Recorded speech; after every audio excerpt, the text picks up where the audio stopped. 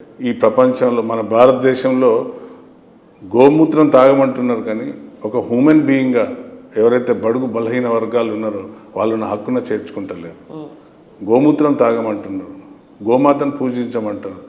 మానవుడు అంతకన్నా హీనుడా? మనకున్నదేంటిది, మనకు లేనిదేంటి? ఓన్లీ జాతులు, ఎన్ని కులాలు, మతాలు, వీటిపైన ఎన్ని రోజులు మీరు ఇంకా చేస్తారు? సో నేను అనేది ఏంటంటే అక్కడ ఉద్దేశం హ్యూమన్ బీయింగ్గా చూడండి. మనిషిని మనిషిలాగా చూస్తే చాలు.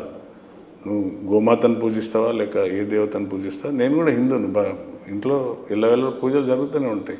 అలానే నేను ఆ విశ్వాసాన్ని మీరు గుడిని నమ్మకండి, గుళ్ళకు పోకండి, లేకుంటే దేవుని నమ్మకండి అని చెప్పలేదు.